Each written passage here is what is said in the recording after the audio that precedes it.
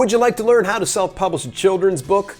Well, today we're going to be talking about writing and producing a kid's book. You're going to want to make sure you stay tuned to today's video. Want a chance at getting your hands on a piece of $12,500 in prizes? You're going to find out more from our sponsors, the North Street Book Prize competition, later on in this video. Hey, I'm Dale L. Roberts, a best-selling author as well as a self-publishing advocate who wants to show you how to publish books that sell. And today is the second part of a four-part series on how to self-publish a children's book.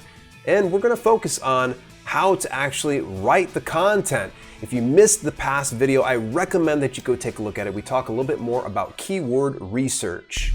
So the very first question a lot of people have is, how long should my book be?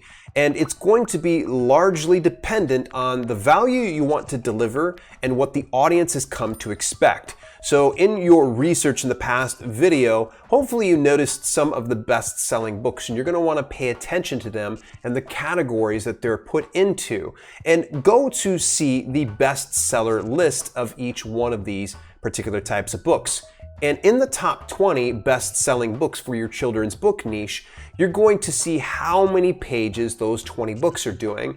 Add all the pages together, divide it by 20, and you should get an average range of where you should be shooting for. Might I recommend also that you become a student of the game, that you either buy the book or you can borrow it at your local library or even use Kindle Unlimited to flip through and study it a little bit more in depth so you can see what's making them successful. You're gonna have to peek under the hood and see what exactly is making that engine work so well. Your next step is going to be outlining the book. Now we have to sit down and figure out exactly what do we want to communicate inside this children's book.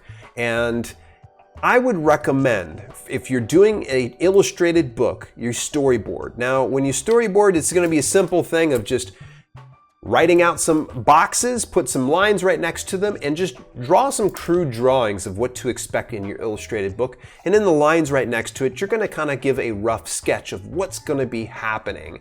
Now, if you're just happen to be doing without illustrations, all you need to do is figure out, okay, what's going to be covered in this area or this chapter, put in relevant questions because you're going to end up answering them later on. Now comes writing the content. Okay, so it's just as simple as that. Sit down, put pen to paper, and start to figure out what it is that you want to communicate in your book. If you have no pictures, you're just ready to rock and roll. So all you need to do is just write until you're done writing, and then you can probably skip up to the very next step after this next one for editing and proofreading. For the rest of you though, the next step is going to be illustrate the content. Now, you may be wondering, okay, where am I going to get an illustrator? The very first thing would probably be is get referrals from any kind of indie authors in the community that are already doing that, or you can even look over to one of my favorite resources in Fiverr.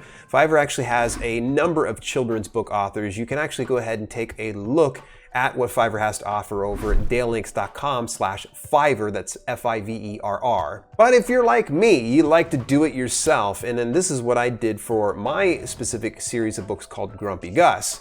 And I illustrated this myself. Now, the very first step that I did was I headed over to Deposit Photos and I purchased image licensing.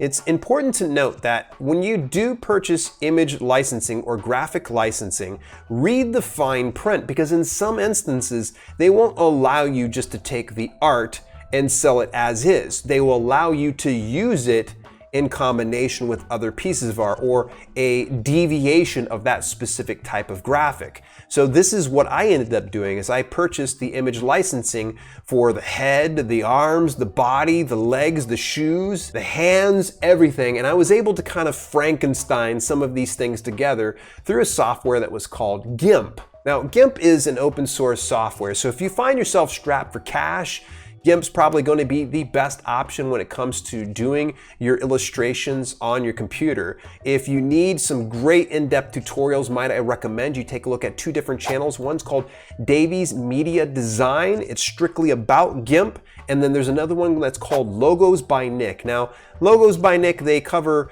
all types between Photoshop, Adobe Illustrator, GIMP, and all that, so you can probably pick and choose some of those lessons. And for those of you that are Photoshop users, you can always go to a very popular channel called Pix Imperfect, and that'll show you some lessons that'll get it to where you can understand how to use some of the graphic design software. Once you have all of your art put together, we're gonna go ahead and put it in, lay it out into something completely separate, not in just that. So if you're doing full color illustrated books, you may want to consider doing all the different elements and then putting them together in something like PowerPoint, Keynote, or Google Slides. When you get ready to produce your work, might I recommend that you be mindful of your dimensions. So what is going to be the size of your book when you publish it to print or to ebook? In my instance, when I was putting my books together, I wanted to have my dimensions at about 8¼ inch by 8¼ inch.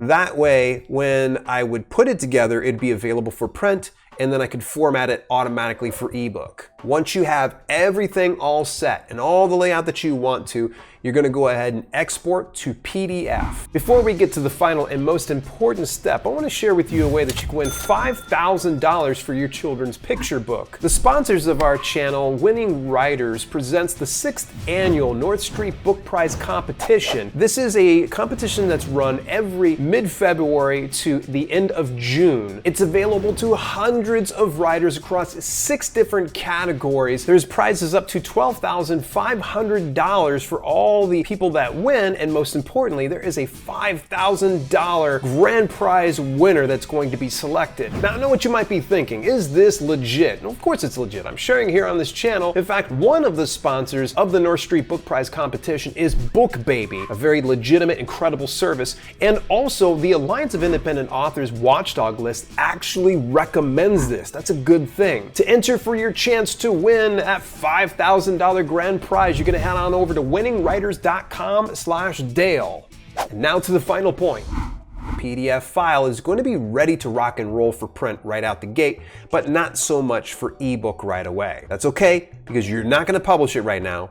You're gonna get it edited and proofread. You're gonna wanna make sure that you get a professional and another set of eyes to take a look. Make sure that all of your content is free of grammatical errors and any type of typos.